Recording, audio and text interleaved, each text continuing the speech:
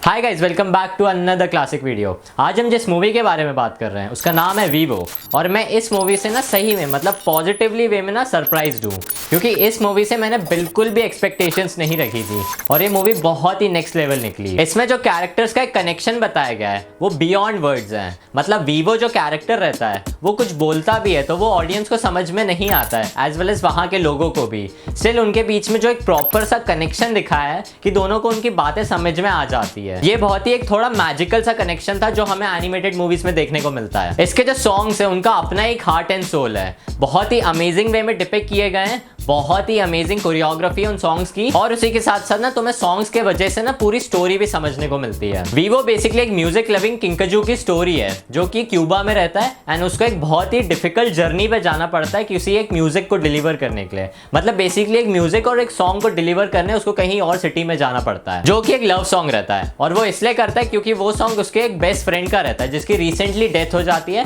And वो अपने lover के साथ भी रीयूनाइट नहीं हो पाता है। अब जो पिक्सर वाली जो एक डिग्री ऑफ ट्रेजेडी होती है ना एनिमेटेड मूवीज में, वो ना इतनी ज्यादा शॉक नहीं करती है हमें, क्योंकि ना हम इन ट्रेजेडीज को ना पहले से ही पिक्सर की मूवीज में देखते आ रहे हैं। जैसे कि मेरी एक पर्सनल फेवरेट मूवी है अप, उसमें भी तुमने एक ऐसी ट्रेजेडी जरूर देखी थी और इसमें भी ना वो एक बहुत ही सडनली हो जाती है ऐसी चीज, तो ना वो देख के ना थोड़ा बुरा तो लगता है पर वो स्टोरी के लिए भी बहुत ज्यादा जरूरी रहता है। इसमें एक कैरेक्टर रहती है जिसका नाम रहता है गैबी, वो वीवो की हेल्प करती है उसकी स्टोरी में और उसकी जर्नी में।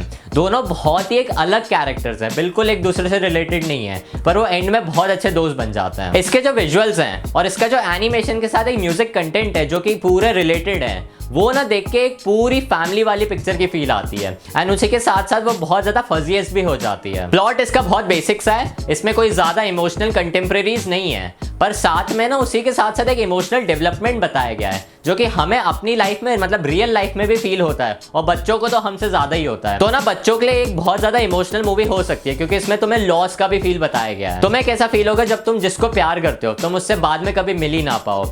ये जो छोटी छोटी मिजरीज होती है ना वो बहुत ज्यादा इंपैक्ट कर जाती है बच्चों को भी, तो उस वजह से ना इस मूवी में और ज्यादा डेप्थ आ जाती है। ये एडल्ट से ज्यादा ना यंगर ऑडियंस को टारगेट करती है मूवी एंड वो उसी के साथ साथ एक बहुत ज्यादा ना मैसेज भी देती है जो कि बताती है कि बेसिकली अपनी फैमिलीज और अपने जो फ्रेंड्स होते हैं वो कितने ज्यादा इंपॉर्टेंट होते हैं हमारे लिए, भले ही उनकी डेथ हो जाए। मूवी मेकर्स का जो एक चॉइस था कि वो एनिमल्स को बोलने की एबिलिटी देते हैं पर ना ह्यूमंस को उन चीजों को समझने की एबिलिटी नहीं देते हैं, तो जो पूरा एक क्योटिक सिचुएशन था ना, इसको देख के मूवी और ज्यादा कंफ्यूजिंग भी हो जाती है पर उसी के साथ साथ ना करिज्मेटिक भी बन जाती है। याद है रियो मूवी में ना जो बर्ड्स रहती है वो आपस में बात नहीं करती है जब ह्यूमंस होते हैं, और जब ह्यूमंस चले जाते हैं तो वो आपस में आराम से बात करती है। पर इसमें ना सिचुएशन उल्टा ही है, इसमें वीवो जो रहता है वो ह्यूमंस के सामने और ह्यूमंस को ही बताता है कुछ, फिर भी उनको समझ में नहीं आता है। पर इस मूवी में ना दो पर्सपेक्टिव बताए गए हैं। पहले जो एक तो वीवो का खुद का पर्सपेक्टिव है, वो अपने पर्सपेक्टिव में ना नॉइजेस निकालता है, पर जो ह्यूमन पर्सपेक्टिव बताया गया है उसमें हमें समझ में आता है कि वो ह्यूमन लैंग्वेज में ही बात कर रहा है। तो एक थोड़ा इंटरेस्टिंग और एक नया कंसेप्ट था मूवी के लिए। आई थिंक ये एक सटल प्लॉट था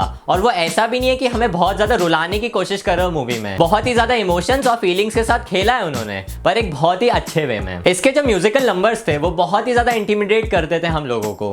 लाइक बहुत ही अच्छी कोरियोग्राफी, बहुत ही अच्छे विजुअल, स्टेप बाय स्टेप, और जो लिरिक्स के साथ एक विजुअल बनाया गया है, जैसे कि ये लिरिक बोलना है मतलब ये वर्ड बोलना है तो उसके अकॉर्डिंग उनका ही एनिमेशन होगा। वो बहुत ही ज्यादा मजेदार, पर उसी के साथ उनको बहुत ज्यादा मेहनत लगी होगी इन चीजों को करने के लिए। पर ना ओवरऑल जो इनका म्यूजिक और एनिमेशन साथ में रहता है वो इतना भी ज्यादा इमोशनल और इतना ज्यादा मेमोरेबल नहीं रहता है कि वो मैं अभी भी याद रखूं। जैसे मूवी मैंने 2 दिन पहले देखी तो मेरे को अभी सारे वीडियोस याद नहीं है, मतलब सारे डांस परफॉर्मेंस और म्यूजिक याद नहीं है, स्टिल वो उस टाइम देखने के लिए बहुत बेटर है। कुछ कुछ सीन्स में ना वीवो दूसरे जानवरों के साथ बात कर रहा होता है तो हमें वो चीजें समझ में आती है, पर कुछ कुछ जगह ना वो ह्यूमन से बात कर रहा होता है तो हमें वो समझ में आता है क्योंकि वो ह्यूमन लैंग्वेज में बोल रहा है। पर उसी के साथ साथ वो कभी कभी ऐसे चर्पिंग या जो उसकी ऑफिशियल लैंग्वेज है मतलब जो जानवरों की लैंग्वेज है उसमें बात कर रहा होता है तो ऑडियंस को वो सुनाई देता है। तो वो देख के ना लगता है कभी कभी कि यार थोड़ा एक जो ह्यूमन के साथ जो कैरेक्टर एंगेजमेंट है वो थोड़ा सा खुद कंफ्यूज हो गए कि मूवी मेकर्स दिखाना क्या चाह रहे हैं। लाइक ये पर्सपेक्टिव अच्छा है कि उनको 2 पॉइंट ऑफ व्यू से उन चीज़ों को बताया गया है, पर ना ये डिफिकल्ट हो रहा था ऑडियंस के लिए कि वो समझ में उनको आ रहा है कि नहीं, वो हमें समझ में नहीं आ रहा है। भाई ये जो मैंने बोला ये तो मुझे आप खुद समझ में नहीं आ रहा है, एक बार फिर से करते हैं। वीवो जो है वो जब ह्यूमन से बात कर रहा है तो उनको चीज़ें समझ में आ रही है और हमें भी आ रही है, क्योंकि वो हिंदी या इंग्लिश जो भी लैंग्वेज में तुमने देखी है उसमें बोल रहा है। पर वो कभी कभी ऐसी बातें बोलता है कि ह्यूमंस को जो सुनाई दे रहा है वो ना जानवरों की लैंग्वेज में सुनाई दे रहा है। मतलब अगर बर्ड्स बात करती हैं तो उनकी चर्पिंग सुनाई देती है, वैसे ही वो उनकी लैंग्वेज में उसको कभी कभी ह्यूमंस को ये सुनाई दे रहा था। अब ये चीज़ समझ में हमें नहीं आ रही थी कि यार ह्यूमंस जो है मूवीज़ में उनको उसकी बात समझ में आ भी रही है या नहीं रही है। ये थोड़ा सा कंफ्यूजन था, बाकी मूवी तो बहुत बेटर थी। तुम लोगों ने अगर मूवी देखी है तो तुम हो सकता है मेरी इस बात से ज़रूर रिलेट कर पाओगे। सो यार ओवरऑल इन सारी चीज़ों को ध्यान में रखते हुए मैं इस मूवी को रेट कर रहा हूँ 6.2 स्टार्स आउट ऑफ 10। सो अगर तुम्हें वीडियो पसंद आता है तो तुम फटाफट इस वीडियो को लाइक कर दो, और अगर तुम इस चैनल पे नए हो तो जल्दी से सब्सक्राइब कर दो। I will see you guys in the very next video.